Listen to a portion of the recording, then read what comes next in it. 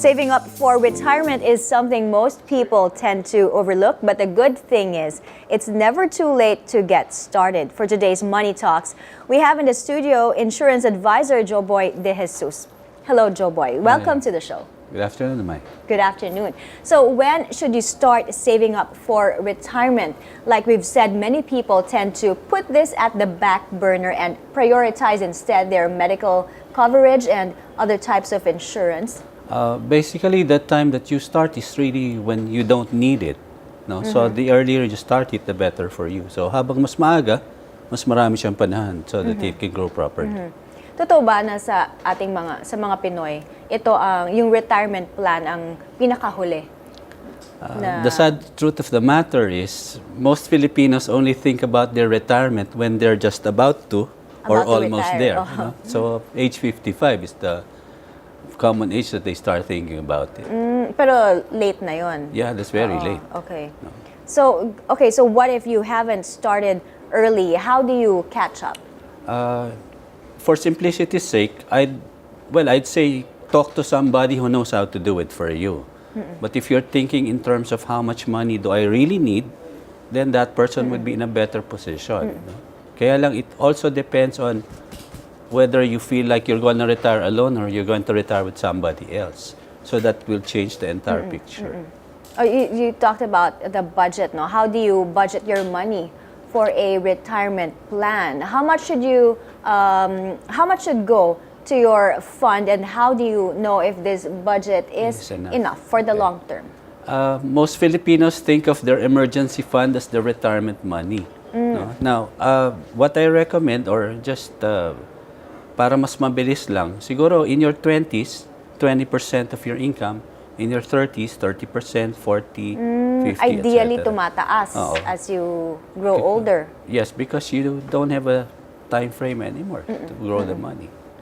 O sige, tell us about the strategy kung papaano mo gagawin to, like step by step for your planning your retirement.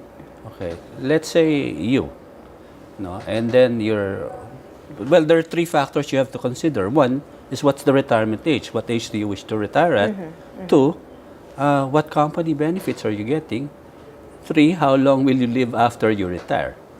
No, so you can plan to set aside money for forever until I die, or I just intend to live for 15 years, so I just set aside money for that. No, so that's the first thing that you have to consider. How much money do I really need? Now, the second thing you have to consider is where do I start putting the money, or how do I save it? Yes, exactly. No, Saan mo ilalagay pala? Basically, there are three options also. One is the bank, of course. The other is other financial institutions that carry mutual funds, etc. And of course, the third option is the insurance company. If you wish guaranteed yields, then you also have fixed term securities, etc. Bonds. Gaano kataas ang yield pag sa insurance company? If you start today, mataas ba ngayon?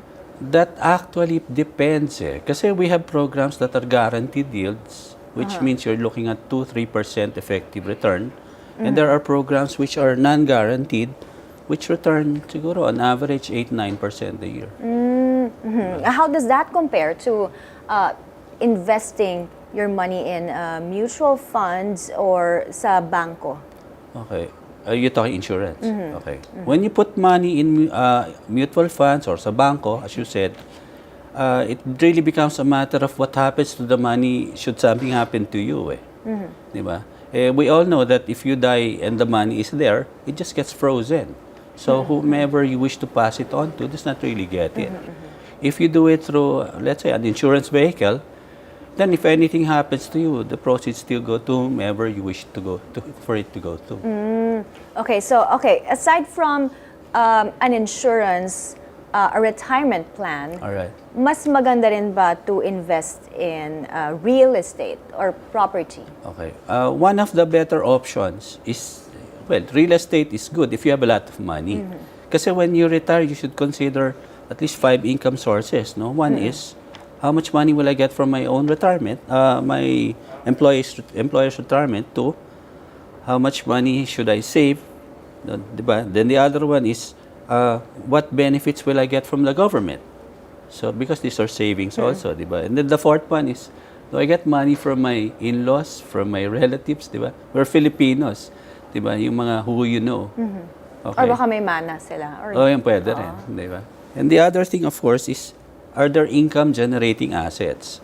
If the asset you're saying is buy, invest in property, and then sell, then that's possibly it. Kaya lang ako kasi, I'd rather you buy something that you can live off and make money from. Ibig sabihin, meron siyang rental income. No? So that's something that's fixed that you can use for your retirement. Okay. Mas maganda, if you buy property, you can rent it out. Yes, correct. Okay. So, final words, Joboy, your advice for those working on or have yet to come up with their retirement plan. Okay. So sa akin, simple lang siya. One is you plan. What do you really want? But under plan is you talk to somebody who can help you. And then the second is after this person has given you the plan and outlined it, then you look at where you can put the money, no? And then, of course, the next step is to execute the plan. That's all. Okay. Maraming salamat, Joboy, for joining us Alright. today. We were just talking to insurance advisor Joboy De Jesus for today's Money Talks.